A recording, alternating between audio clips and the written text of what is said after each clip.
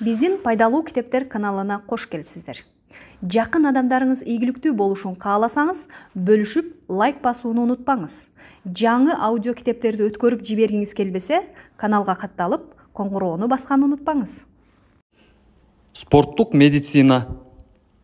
Спорттук медицинада өзүн эң жакшы көрсөтүү менен алоэ чорлорго, тамандын жана манжалардын дүүлүгүүсүнө каршы эң эффективдүү каражат. Ошондой эле ал чоюлуп калууда, мертинүүдө, тарамыштардын сезгенүүсүндө, ордунан таюуда, ломбагодо жана ар түрдүү травмаларда биринчи жардам көрсөтүүдө эң керектүү каражат бойдон калууда. Оору басуучу касиетке ээ алоэнин эң негизги татыктуу жактарынын бири анын ооруну заматта жеңилдетүүгө жөндөмдүү экенинде. Биз жогоруда белгилеп кеткендей, официалдуу эмес изилдөөлөрдүн натыйжалары алоэнин маңызынын адамдын энергетикалык потенциалынын калыбына келүүгө укмуштуудай жөндөмдүү экенин көрсөттү. Бул адис спортчуларга допинг колдонгон деген күнөө коюлат деп коркпостон жогорку көрсөткүчтөргө жетүүгө мүмкүндүк берет. Ири медициналык журналдан алынган бир нече мисалды келтирели. Чикагодо доктор Джонатан Б. Ирвинг турукташтырылган алоэнин күн өтүп кетүү, тендинит, контузия, ачык жаракаттар жана ткандардын айрылышы, гигрома жана булчуң карышмалары сыяктуу ар түрдүү учурларда колдонгон. Андан кийин ал төмөндөгү критерийлер: оору сезимин жана шишмек таратууну азайтуу, кыймыл функциясын жакшыртуу, суук тийүүгө каршы эффект жана оорунун жүрүшүн толук айыкканга чейинки узактыгы боюнча алоэн жардамы менен жана башка кеңири жайылган медициналык дары-дармектердин жардамы менен дарылоону салыштырып анализ жүргүзгөн. Бардык учурларда алоэни колдонуунун натыйжалары белгилүү дары-дармектер менен жүргүзүлгөн дарылоо менен бирдей жакшы же болбосо андан да жакшыраак болуп чыккан. Ананда алоэни колдонууда терс көрсөтмөлөр жана кошумча терс таасирлер таптакыр болгон эмес.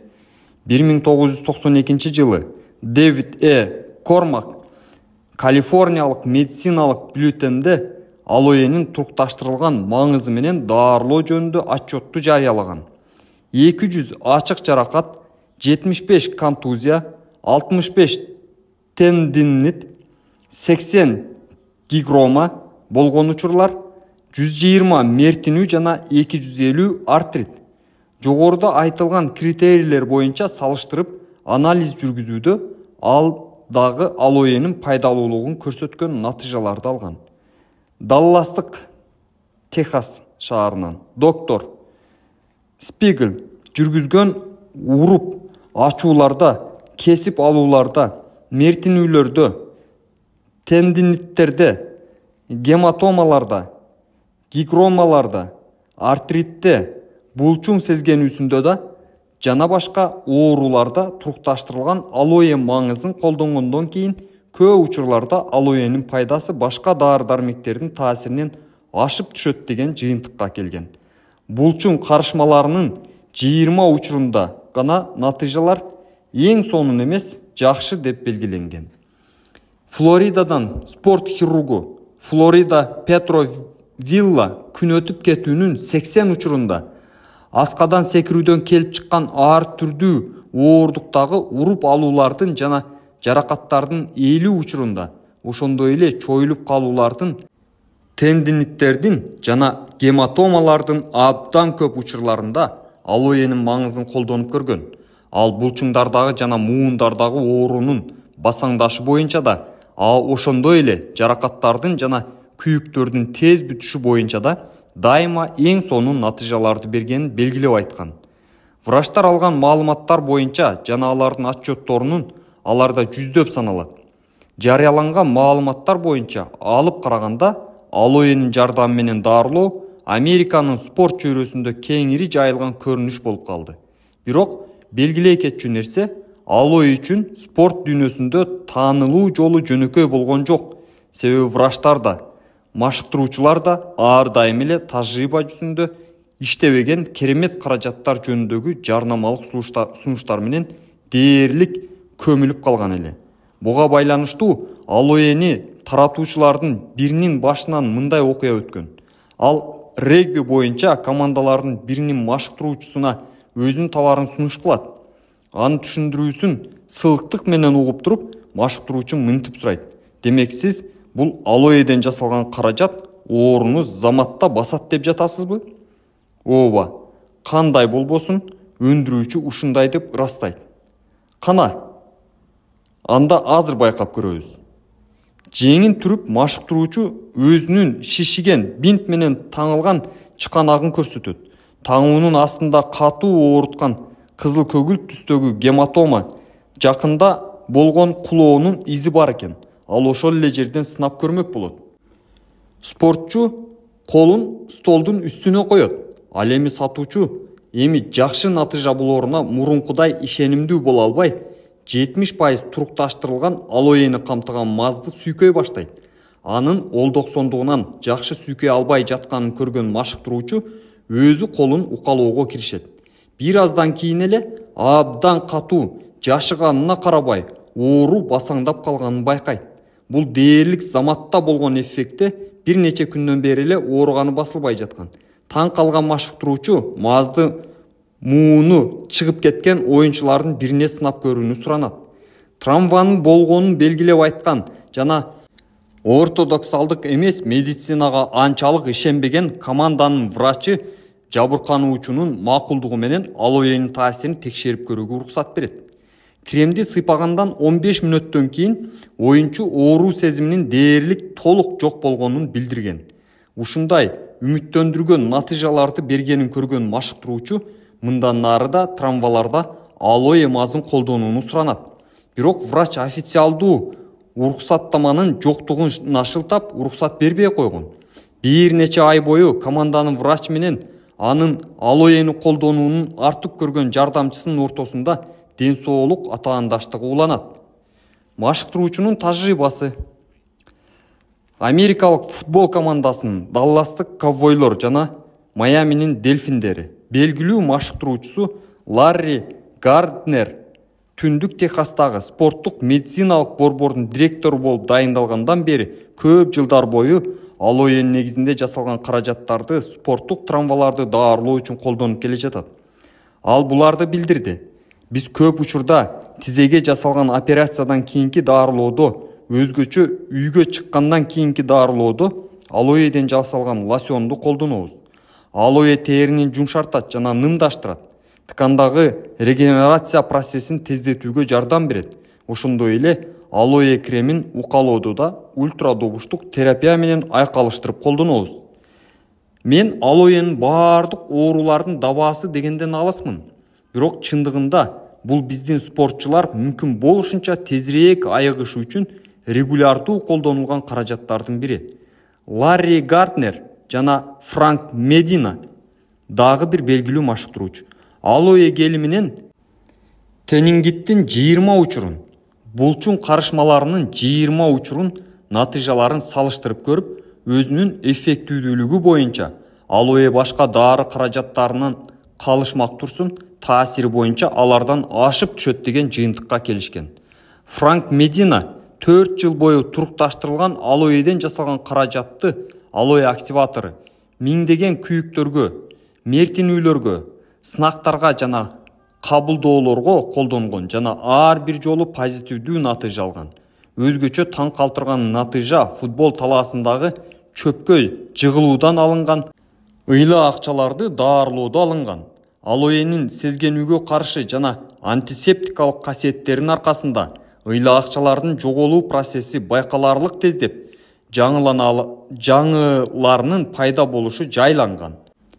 Жасалма төшөлгөлөрдүн ойлоп чыгарылышы менен оюн талаасындагы кулоолордон келип чыккан сезгенүү жана жаракат алуу учурлары байкаларлык тез кайталанчу болду.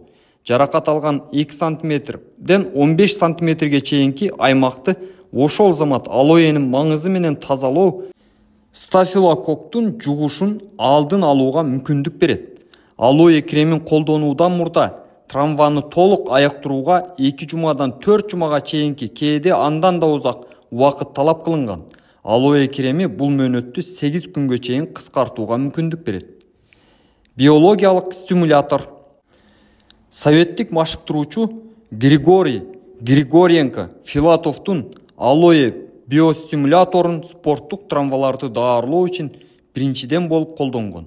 Ал мындай деген: алоэ биостимулдоочу инъекция катары уруп алууларда, чоюлуп калууларда жана мертенүүлөрдө, ошондой эле күйүктөрдө жана өскөн тамырлар менен микоздордун айынан пайда болгон ар түрдүү инфекцияларда фантастикалык тез натыйжаларды берет. Уруп алууларда, чоюлуп калууларда жана мертенүүлөрдө таза алоэ гелинен ысык жана муздак компресс жасайм. Анын ооруган жерге ошол замат коюу шишиктин тез кетүүгө жардам берет. 10 күн бою муздак жана караңгы жерде сакталган алоэнин жалбырактарынын гелин тереңге кирүү жөндөмү жогорулайт да, алоэнин активдүү элементтери жаракат алган аймактарга тезирээк жетет. Алоэ вераны кантип колдонуу керек? Эгерде кимдир бир катуу уруну алса, ооруган жерге ошол замат алоэнин жаңы гели же турукташтырылган гели сордурулган дакини жабуу керек, же ошол жерге маңызды сыйпоо керек. Бул ооруну тез арада басууга жардам берет. Сынган учурда гипс койгонго чейин жараат алган аймакка алоэнин гелин сыйпоо керек. Ал эми организмдин жалпы тонусун көтөрүү үчүн алоэнин маңызын тамакка кошуп кабылдоо же ичүү керек. Бул сакайуу процессин тездетүүнүн эң жакшы жолу.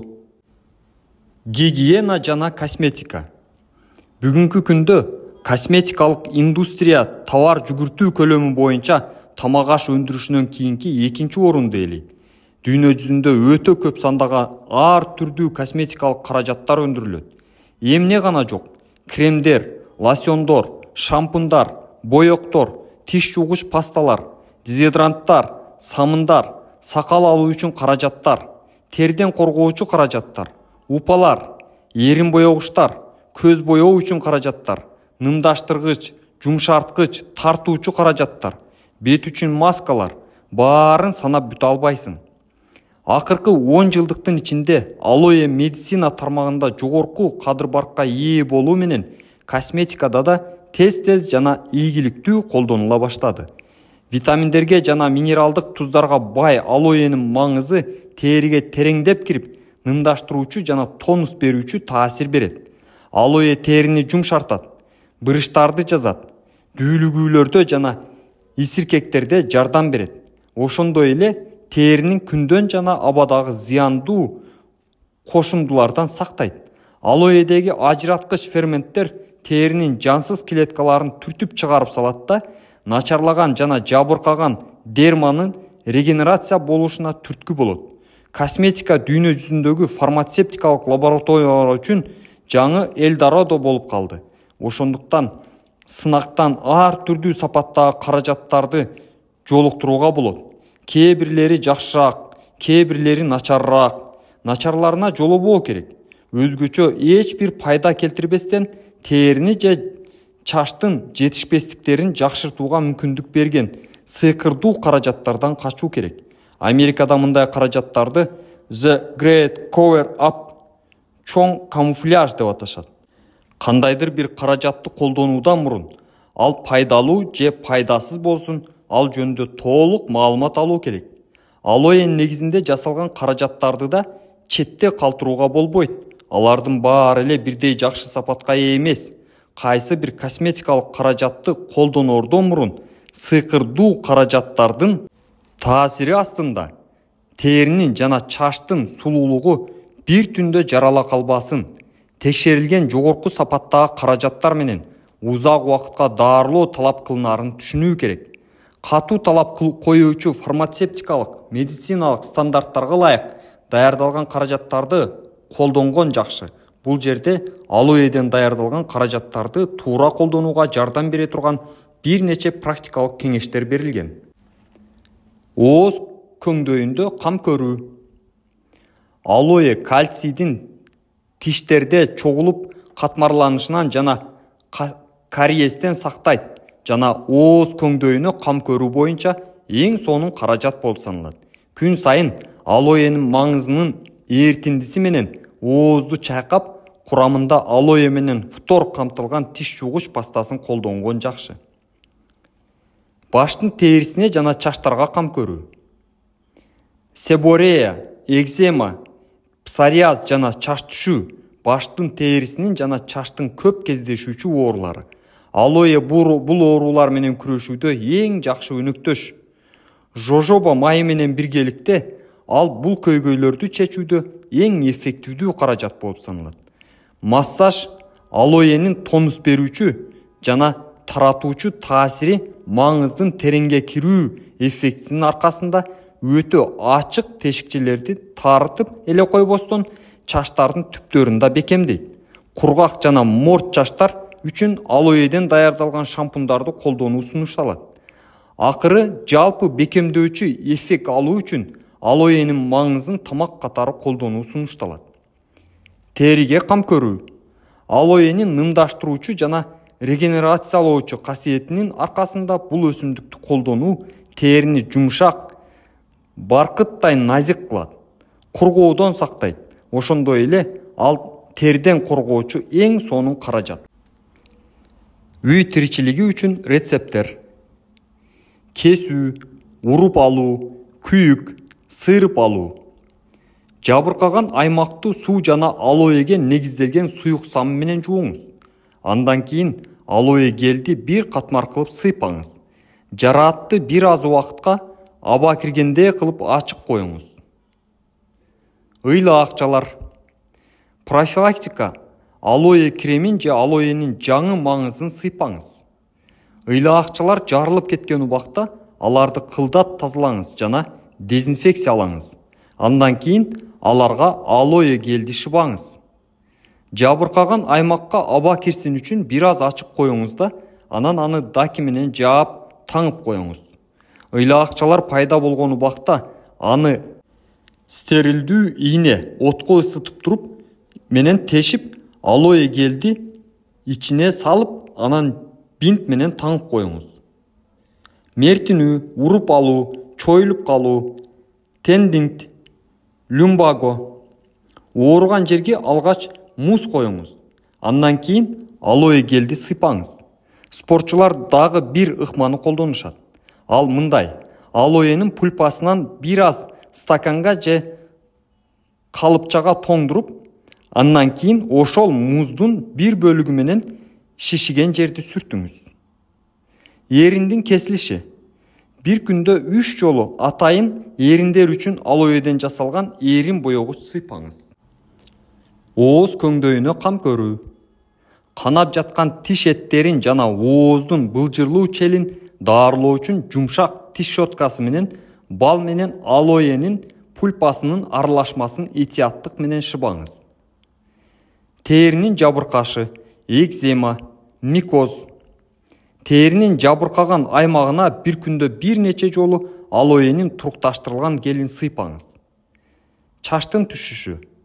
Алоэнин жаңы же турукташтырылган гелин ак, таттуу винога аралаштырып, бул аралашманы күн сайын уктаардын алдында баштын терисине сыйпаңыз. Ошондой эле алоэден жасалган шампуньду колдонуңуз. Какач. Алоэнин пульпасын баштын терисине регулярдуу сыйпаңыз жана күн сайын алоэден жасалган шампунь менен башыңызды жууңуз. Тынчсыздануу, нервтик чыңалуу, стресс. Алоэнин жаңы же турукташтырылган пульпасын кабылдоо, тынчы кеткен жана стресс абалдагы адамдар үчүн ден соолук тартуулоочу эң сонун суусундук жана тамак аш кошулмасы болот. Ар бир жолу тамактангандын алдында таза алоэ маңызынан же ага бал же жеңил вино кошуп ичиңиз. Бул сизге көйгөйлөрүңүздү жеңүү үчүн зарыл бейкуттук жана энергия берет. Көзгө кам көрүү. Көздүн чарчоосун жана оорусун жоюу үчүн алоэ тамчыларынан жакшы эч нерсе жок. Америкалык врачтар алоэ вера активатору, конъюнктивитте жана катарактада эң сонун жардам берерин ырасташат. Ошондой болсо да биз алдын ала врачтар менен кеңешүүнү сунуштайбыз. Ветеринардык медицина 17-кылымдан бери Ямайкадагы ангелчандар тарабынан алоэ кабалин дүйнөнүн көп өлкөлөрүнө экспорттолгон өзгөчө дары даярдалып келет.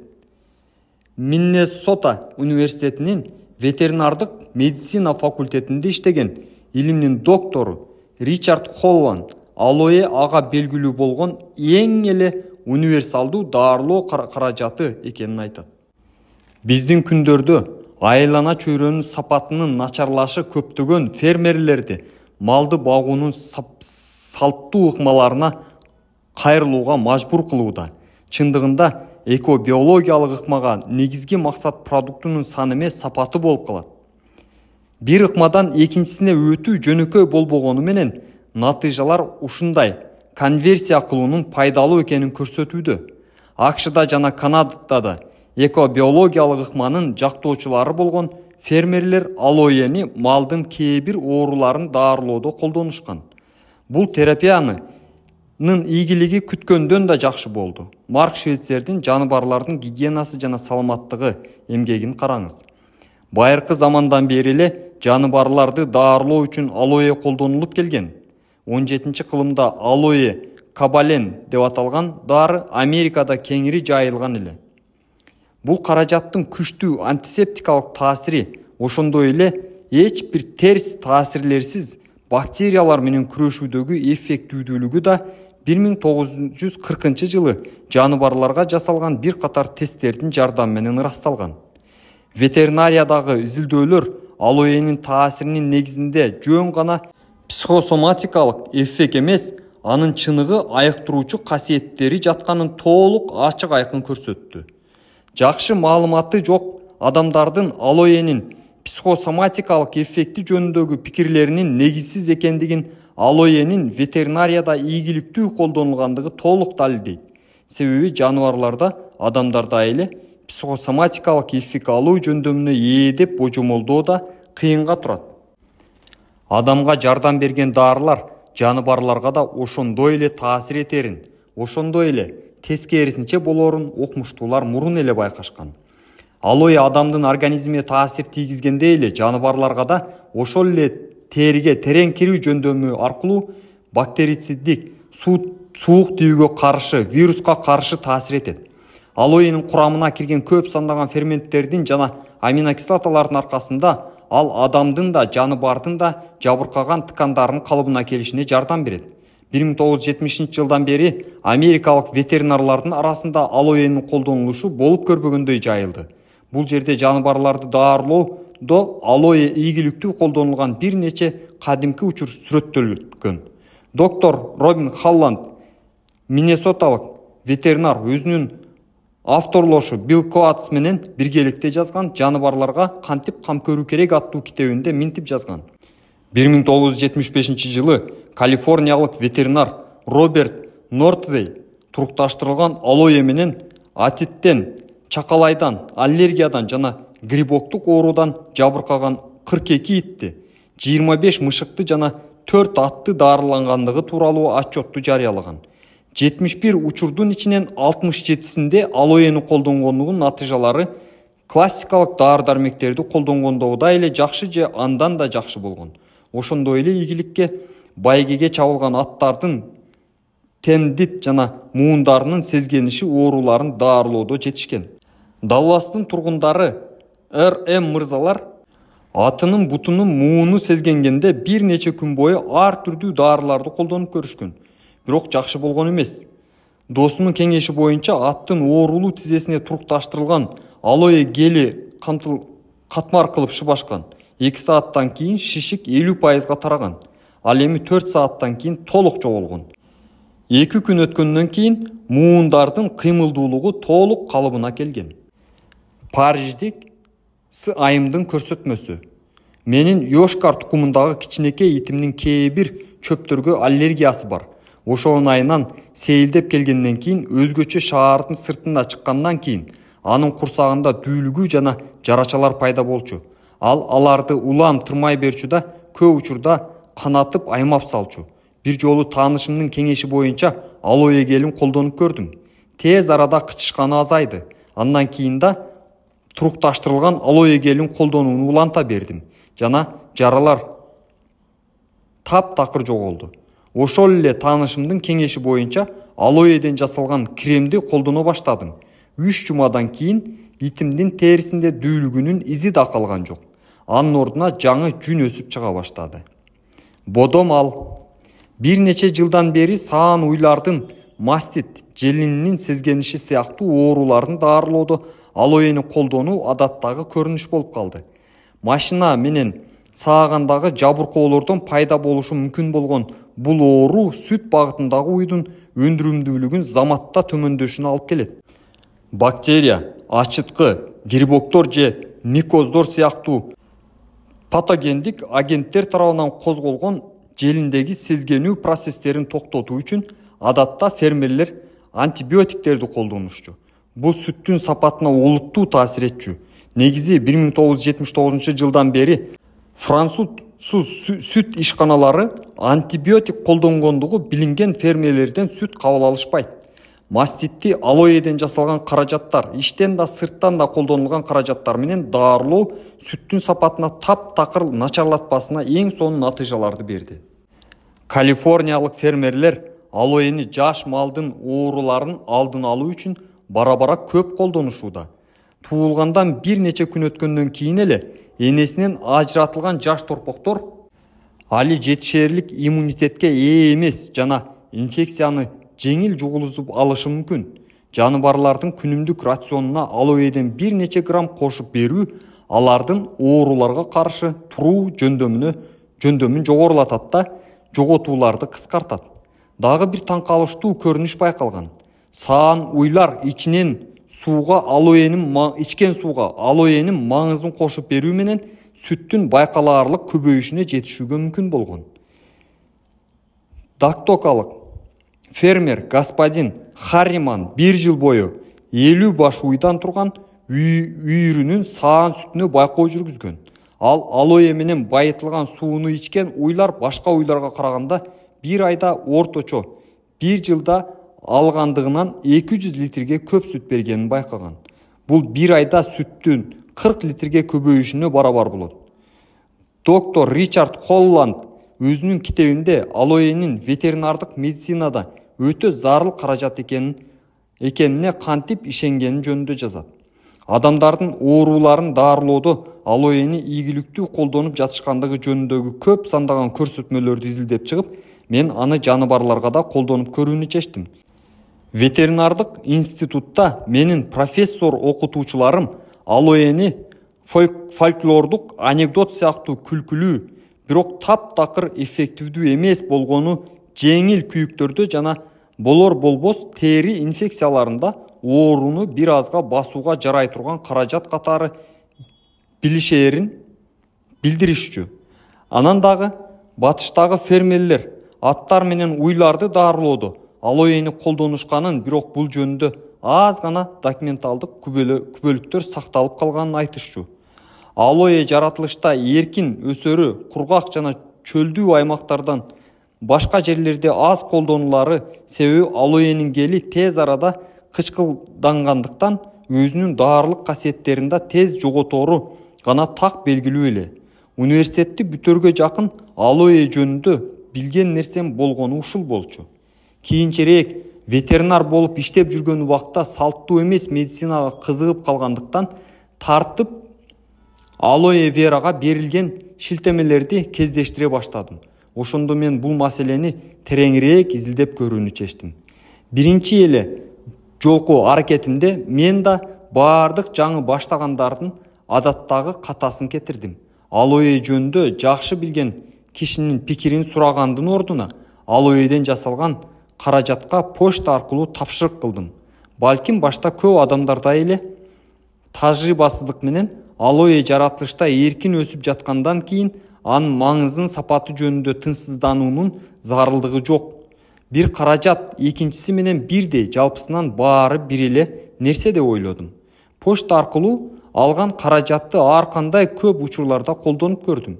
Бирок айтып кетүү керек, эч бир өзгөчө айгинеликке жеткен жокмун. Андан кийин башка маркадагы каражаттарды колдонуп көрдүм.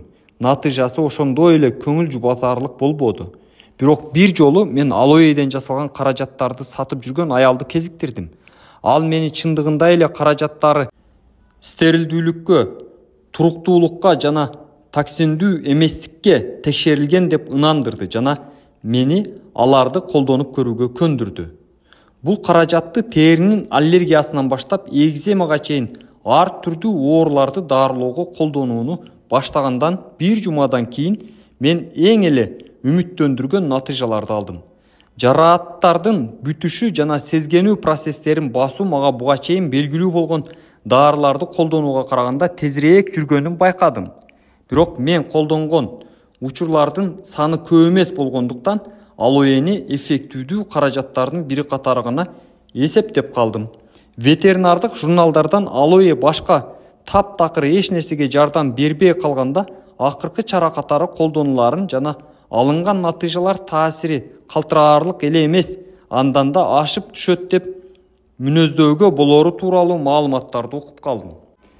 Бирок менин тажрыйбамда мындай үмүтсүз учурлар боло элек. Бир айдан кийин мен катуу безгек менен коштолгон чочконун инфлюенциясы грипп кезиктирдим. Кабылданып жаткан антибиотиктер жакшы таасир бербеди жана чочко ургаачы бара-бара алсырай баштады. Жакшы натыйжа бергенине анча ишенбей турсам да, алоэ активатору каражатын колдонуп көрүүнү чечтим. Дене табын түшүрүү үчүн жана жашоо функцияларын сактап туруу үчүн каражатты мурдуна жана булчуңдарга бир нече жолу ийне менен куйдум. Андан кийин анын өлчөмүн 2 эсеге көбөйтүп, бир нече саат тыныгуу менен процедураны кайталадым. 1 суткадан кийин дене табы түштү жана чочконун тамакка табити ойгонду. Ал эми бир нече күндөн кийин чочко татынакай жана дени таза торопойлорду тууду. Алоэ веранын эффективдүүлүгүн изилдөө менен ар түрдүү учурларда иштен да сырттан да колдонулган гелдин эч бир терс таасири жок экенин байкадым.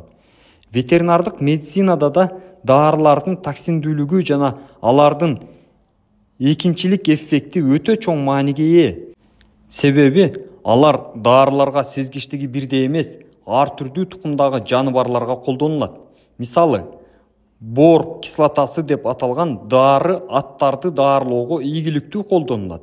Бирок мышыктар үчүн уулуу келет. Мышыктардын көзү.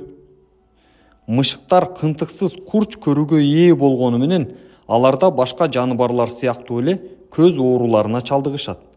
Мышыктардын көрүү органдарынын эң эле кеңири жайылган оорусу бул катаракта.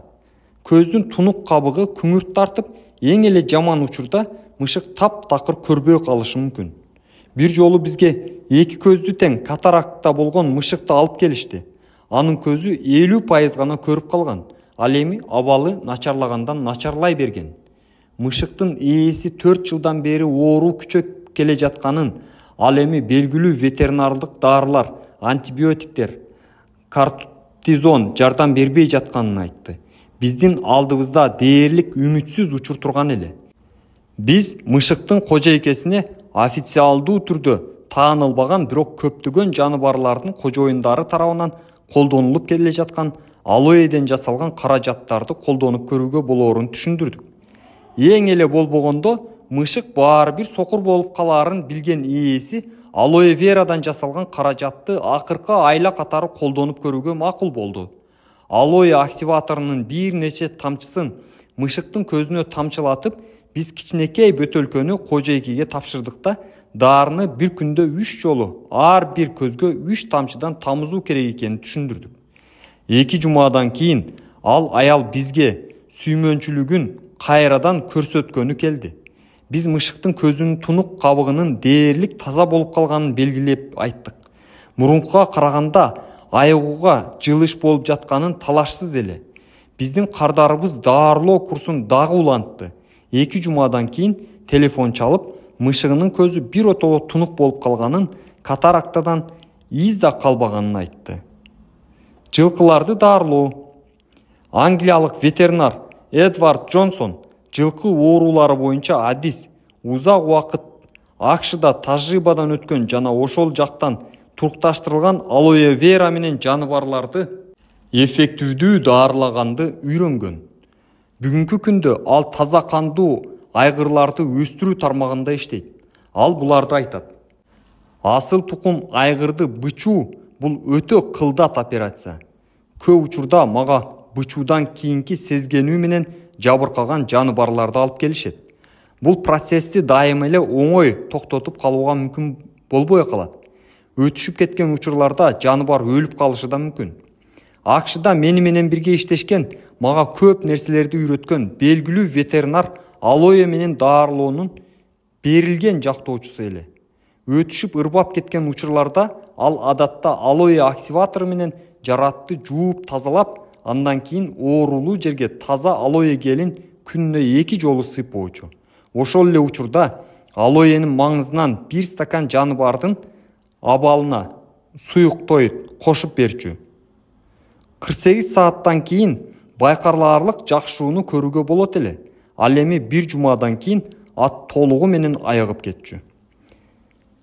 Тытылган жарааттар жана булчуңдардын үзүлүшү. Эд Джонсон булчуңдар үзүлгөн жана дат баскан мыктардан же тикенектүү зымдарга тытылган жарааттарда алоэни колдонууну жазып берет. Мындай учурда ал алгач суутектин перекс водороду менен жараатты жууп тазалап, андан кийин алоэ вера гелин шприц менен көңдөйгө куюуну сунуштайт. Бир топ терең жарааттарда алоэнин гелин сордурулган даки тампонун жараатка салууга жана аны күн сайын алмаштырууга болот. Ар бир жолу тампондун узундугун кыскартуу керек. Ошентип толук айыкканга чейин жасоо керек. Доктор Джонсон алоэ инфекциянын таралышын токтотууга жана жабыркаган ткандын калыбына келүүгө мүмкүндүк берет деп эсептейт. Вашингтон штатында жашаган америкалык ветеринар Алан Фредриксон алда жылкы боюнча турукташтырылган алоэ вера каражаты төмөндөгү ооруларда жардам берет деп айткан. Көздүн сезгенүүсү, активатордон бир канча тамчы. Алкак түрүндөгү ичегинин сезгенүүсү, алоэнин таза маңызы. Туяктын жарааты, эпителийдин жакшы жагына айлануучу шишиги, тери шишиги, мертинүү чоюлуп калуу жана муундардын сезгенүүсү. Жарышка салынган аттарда кездешүүчү ооруларда доктор Фредриксон көп учурда жабыркаган аймакка күнүгө алоэ лосьонун сыйпоону, андан кийин алоэ активаторунан нымдалган кебезди жабууну сунуштайт. Жаныбардын азыгына алоэ маңызын кошууда тезирээк айыгууга жардам берет. Доктор Фредриксон булчуңдар кесилген же үзүлгөн учурларда алоэнин жаңы маңызы жок болуп калса, алоэ веранын турукташтырылган каражатын колдонууга толук болоорун, себеби ал 6 маанилүү сапатка ээ экенин. Биринчи, кандын коюлгучтугун жогорулатуу менен кан кетүүнү токтоторун. Экинчи, ооруну жоёрун. Үчүнчү, сезгенүүнү азайтарын. Төртүнчү, бактериялардын көбөйүшүнө тоскоол болоорун. Бешинчи, жансыз ткандардын ажырашына жардам берерин. Жана алтынчы, жарааттардын тез арада бүтүшүнө жардам көрсөтөөрүн билдирген. Францияда жаныбарларды даарылоодо алоэ вераны колдонуу АКШдагыдай кеңири таралган эмес. Бирок бул жерде да бул табигый дары каражатын ийгиликтүү колдонуп жатышкан жаныбарлардын ээлерин көрүүгө болот. Тактап айтсак, Францияда азыркы күндө ветеринарияда колдонулуп жаткан алоэден жасалган эң сонун каражаттар бар. Бул биринчи кезекте турукташтырылган алоэ веранын маңызы, алоэ активатору жана жаныбарлар үчүн курам. Бул 3 дары тең Forever Living Products фирмасынын продукцияларынын алкагына кирет. Биздин пайдалуу китептер каналына кош келипсиздер. Жакын адамдарыңыз ийгиликтүү болушун кааласаңыз, бөлүшүп, лайк басууну унутпаңыз. Жаңы аудио китептерди өткөрүп жибергиңиз келбесе, каналга катталып, коңгуроону басканды унутпаңыз. Алоэден жасалган каражаттарды кантип туура тандоо керек? Мелүүн климат алкагында алоэнин балкондо же бакчада өстүрүү дайым эле жеңил боло бербейт. Атайын арналган дүкөндөн же дарыканадан даяр каражатты сатып алуу бир топ ыңгайлуу. Эскерте турган нерсе, алоэден жасалган каражаттардын эффективдүүлүгү биринчи кезекте анын тазалыгына, тазалоо жолуна жана консервациялоо ыкмасынан көз каранды болот. Бүгүнкү күндө алоэнин гелин кургатуу жана күкүмгө айландыруу анын даарылык касиеттерине тез таасирин тийгизери белгилүү. Каражатта алоэнин канча пайыз камтылгандыгы да дайыма эле чындыкка туура келбейт. Консервациялоо ыкмасы да түшүнүксүз бойдон калат. Сиз сатыктан 100% алоэ вера деген жазуусу бар каражатты табышыңыз мүмкүн. Бирок чындыгында анда сууга аралаштырылган алоэ веранын күкүмүнүн бир аз гана өлчөмү болушу мүмкүн. Демек, абдан сак болуу керек. Бирок алоэнин баардык даарылык касиеттерин сактап калуу, анын гелин өзгөчө ыкма менен тазалоо гана мүмкүн болот. Себеби ал ыкма жогорку деңгээлдеги тазалыктагы акыркы продуктуну алууга мүмкүндүк берет. Ошондуктан каражатты тандоодо анын кайсы жерден чыгарылгандыгына көңүл буруу керек. Алоэ боюнча эл аралык илимий кеңеш 1970-жылдын аягында америкалык алоэ өндүрүүчүлөр алоэ өндүрүү тармагын кеңейтүү, кайра иштетүүнүн жана консервациялоонун сапатын, нормаларын жана ыкмаларын көзөмөлдөө, ошондой эле каражаттагы алоэнин камтылышынын так пайызын каптамада көрсөтүлүшүн көзөмөлдөө максатында алоэ боюнча улуттук кеңешке биригишкен. Каражаттагы алоэнин камтылышын ченөөгө мүмкүндүк берген тестти иштеп чыккандан кийин кеңеш плантаторлор менен өндүрүүчүлөргө сертификат, продуктунун сапатын күбөлөндүрүүчү документ берүү боюнча чоң программаны баштаган. Aloe Vera of America фирмасы өндүрүүчүлөрдүн арасынан биринчилерден болуп, NNCA сапат белгиси өзүнүн каражаттарына коюу укугуна ээ болгон. 1986-жылы NNCA Aloe боюнча эл аралык илимий кеңеш MNCA болуп өзгөрүлгөн. Бүгүнкү күндө MNCA сапат белгиси эң жогорку абройго ээ жана бул белги 100дөн ашык өндүрүүчүлөргө ыйгарылган. Практикалык кеңештер. Алоэ көп жана эффективдүү даарылык касиеттерге ээ. Өсүмдүктүн курамы толугу менен изилдене элек болгону менен, анын курамында көптөгөн активдүү элементтер бар экени белгилүү. Анын зыянсыз өсүмдүк деген абройго ээ экендигине жана терс таасирлеринин жоктугуна карабай, ар түрдүү адамдарга алоэ ар кандай таасир этиши мүмкүн. Ошондуктан бир күндө 1 литр алоэнин таза маңызын ичүү эң эле аз дегенде абайланбастык болмок. Тонусту сактоо жана өзүн жакшы сезүү үчүн бир нече сантилитр толук жетиштүү болот. Алоэни сырттан колдонууда да ашырып жиберүүгө болбойт. Катуу ооруларда врачка кайрылган туура болот. Азыркы учурларда алоэге болгон мода толкуну рынокто алоэден жасалган ондогон, ал гана эмес жүздөгөн каражаттардын пайда болушуна алып келди. Алардын баары тең эле кынтыксыз жакшы сапатка ээ эмес. Күнүмдүк же концентраттан жасалган каражаттар алоэни абдан аз пайызын камтыйт. 1%тен 4%ге жакын. Даарылык күчү боюнча пайыздык камтылышы 100%га жакындаган турукташтырылган алоэ гели менен атаандаша албайт. Францияда алоэден жасалган каражаттар дагы деле дарыканаларда сейрек кездешет. Америкалык компания Forever Living Products алоэни өстүрүү жана ден соолукту чыңдоочу каражаттарды өндүрүү боюнча эң ири адис бүт дүйнө жүзүндө өзүнүн продукцияларынын көз карандысыз сатуучулардын тармагы аркылуу жайылтат. Испаниялык алоэден жасалган каражаттарды Швейцарияда Donesto Promotion фирмасы жайылтат.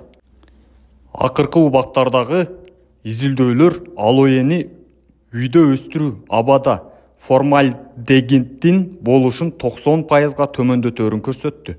Бул тамекинин түтүнүндө, сырда, изоляциялык төшөлгөлөрдө жана килем төшөлгөлөрүнүн килейинде кездешкен зыяндуу учкан зат көздүн, мурундун жана тырмактын дүүлүгүсүн, тамактын дүүлүгүсүн, алган эмес астма туталагын пайда кылат.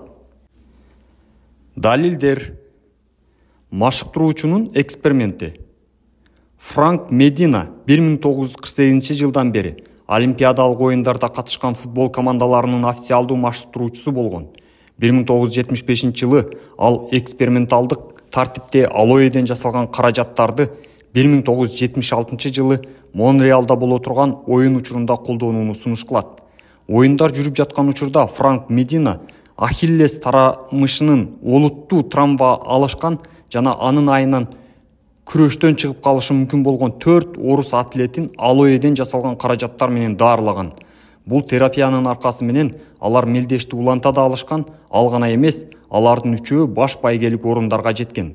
1977 жылы Франк Медина СССРдин Олимпиадалык комитетинин чакыруусу боюнча Советтер Союзуна келип, орус кесиптештери менен өзүнүн машыктыруучулук жана алоэ жардам менен даарылоо тажрыйбаларынан бөлүшкөн. Ампутация.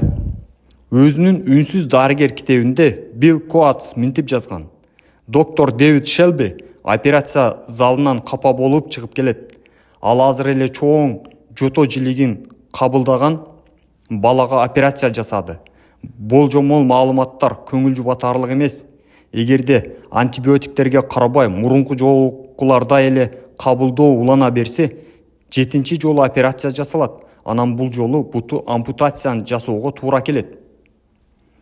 Бир нече жума мурун бала велосипед тээп жүргөндө машина коюп кеткен. Ошол учурда абдан катуу жабыркаган сол бутун врачтар ампутация кылганга мажбур болушкан. Биринчи операция нормалдуу, татаалдашуусуз өткөн.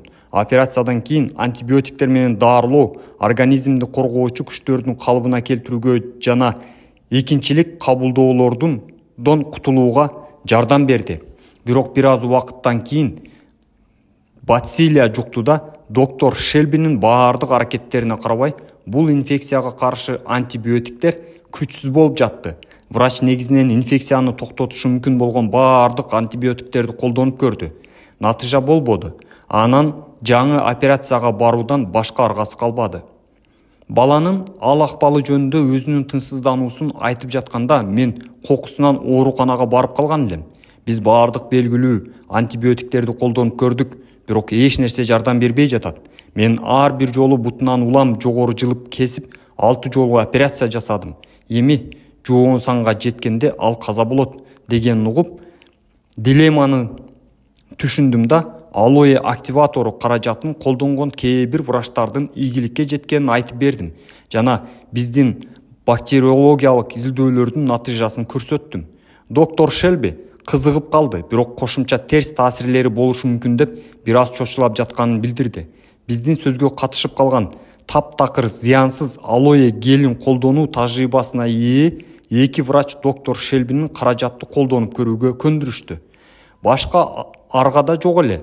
Анан ал ошол замат даарылоону баштады. Дары тамчылаткыч ийненин жардам менен алоэ гели жабыркаган сөөккө киргизилди. Бир нече сааттын ичинде кабылдоо токтоду. Ал эми 2 күндөн кийин дээрлик жоголду.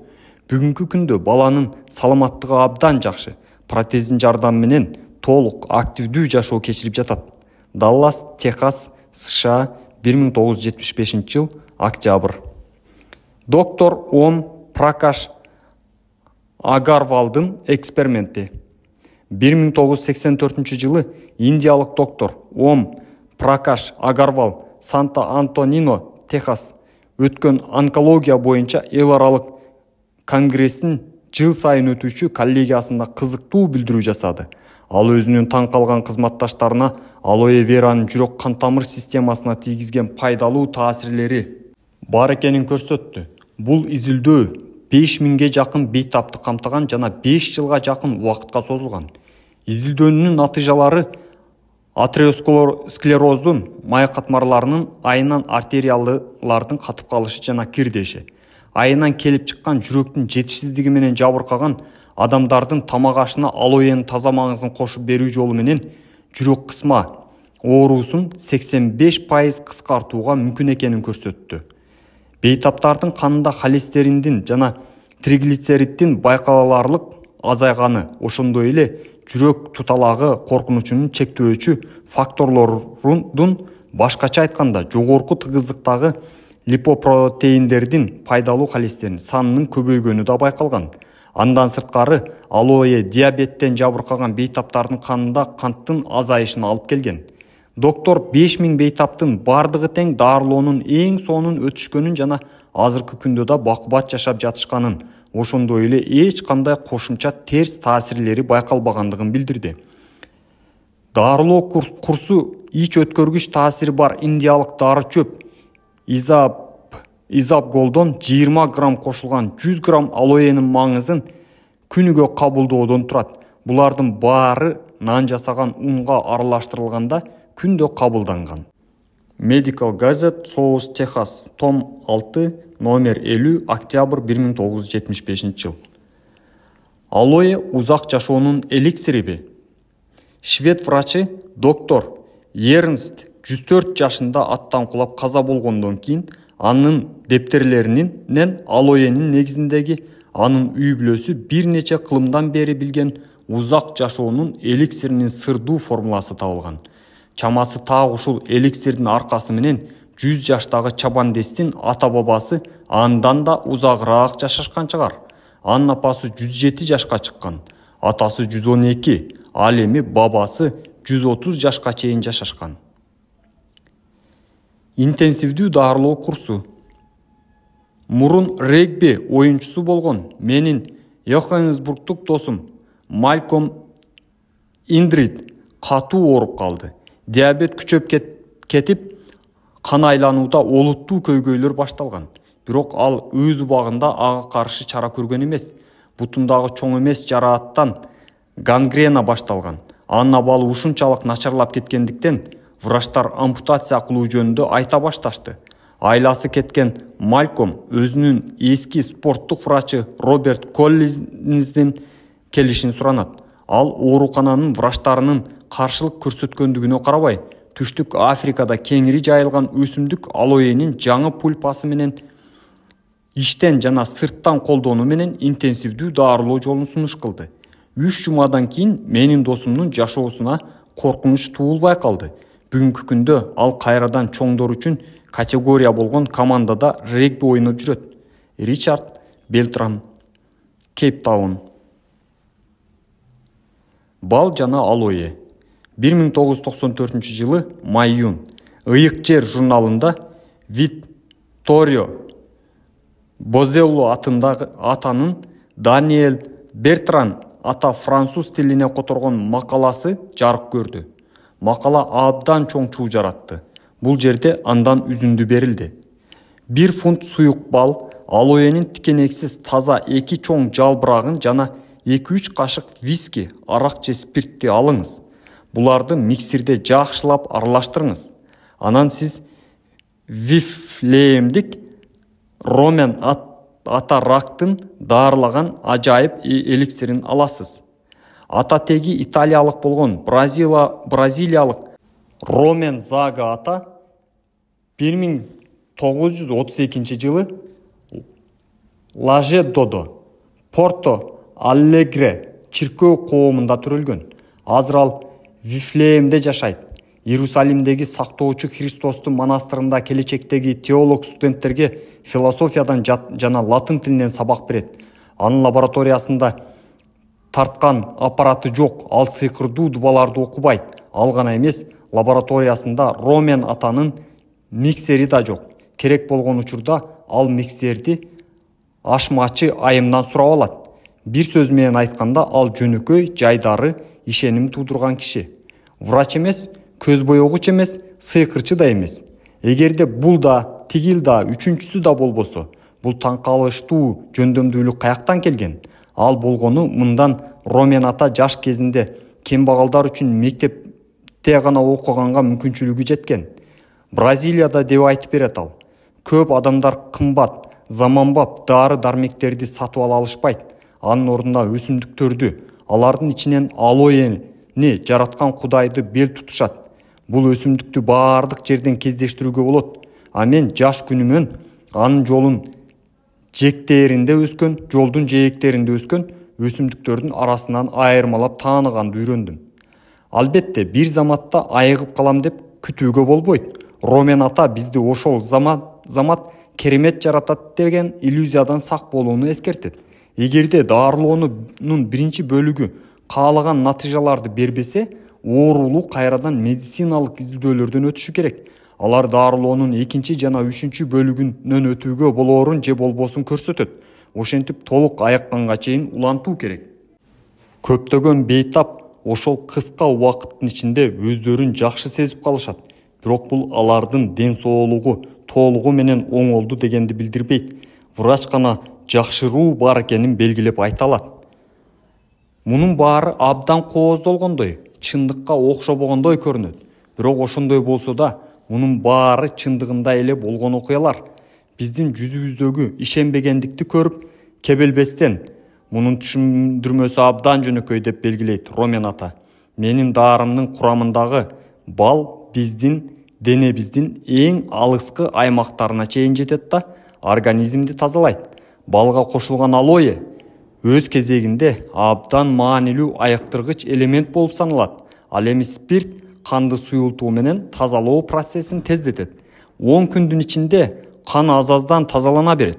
Бул курам профилактикалык таасир берет деп да кошумчалоого болот. Чындыгында кан таза болсо, бүткүл организм жакшы иштейт. Колдо бар керемет.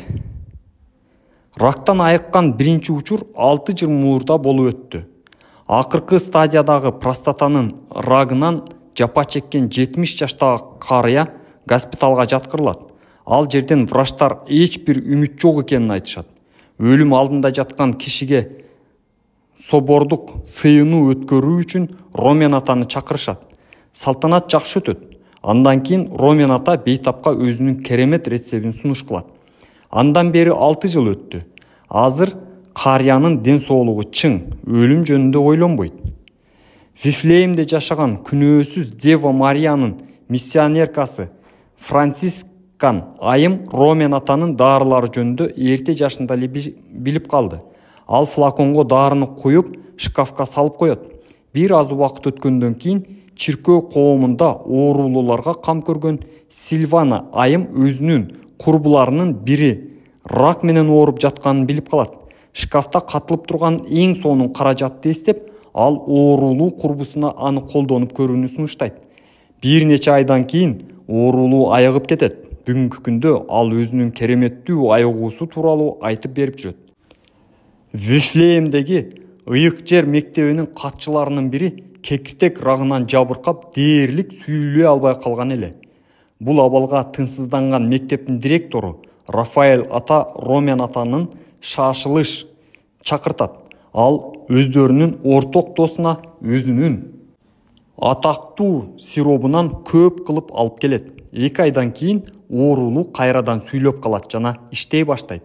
Рафаэль ата муну растай алат. Бирок эгерде ал өзү күбө болбосо, бул кереметке ишенет беле? Кудай билет. Ромен ата айтып берген нерселердин баарында жөнөкөйлүктүн жана ак ниеттүүлүктүн мөөрү басылгандай. Биз буга чейин айтып кеткендей, ал өзүн даарыгер да, сыйкырчы да деп эсептебейт. Ал болгону адамдар Кудай берген даарылардын бал, спирт жана алоэнин баалуулугун түшүнсө дейт. Ал эми эң башкысы ракты айыктырууга болоорун адамдардын билишин каалайт. Комментарийлер. Ангиология кан тамырларга жана лимфа тамырларына арналган анатомиянын бир бөлүгү. Антрахинон хинондор классына кирген органикалык кошулма, катуу, ачык сары түстөгү кристалдык продукт, көп учурда боекторду өндүрүүдө колдонулат. Биогендик стимулятор, биостимулятор, активдүү элемент. Филатовдун айтуусу боюнча түздөн түз борбордук нерв системасына таасир этет. Гел, борпоң, килкилдек субстанция өсүмдүк былжырынын негизинде даярдалат. Гигрома, бурсит, травмадан же узак убакытка созулган дүүлүгүүдөн келип чыккан, көп учурда муундардагы былжырлуу баштыктын бурсанын сезгенүүсү, бурса жылчык көңдөй булчуңдар бекитилиштеринин жанында, тарамыш менен сөөктүн ортосунда, ал сүрүлүүнү азайткан жана булчуңдун булчуңдардын кыймылын жеңилдеткен илешчээк зат менен толук толтурулган. Өткүр гигромада былжырлуу, баштыкта шишигендик, бөрсөйгөндүк, ооругандык байкалат. Баштыкта илешме же ириңдүү суюктук, кээ бир учурларда тромбода кан болот. Өнөкөт гигромалар көп учурда адамдын кесиби менен байланышкан. Тизе муунунун гигромасы полотерлордо, чыканак муунунун гигромасы шахтерлордо көп кездешет жана башка. Дерма борпоң тутумдаштыргыч ткан, жука беттүү ткандар, эпителийлер менен бирдикте жука теринин тери катмарын түзөт. Жабык уруктуу, түйүлдүк клеткалары жабык көңдөйдө мөмө байлагыч жайгашкан өсүмдүктөр. Коллаген тутумдаштыргыч ткандын коллагендик булалар деп аталган клетка аралык субстанциясынын негизги бөлүгүнөн түзгөн фибриллярдык белок. Көрүнөө никелүү уруктар аркылуу көбөйгөн гүлдүү өсүмдүктөр.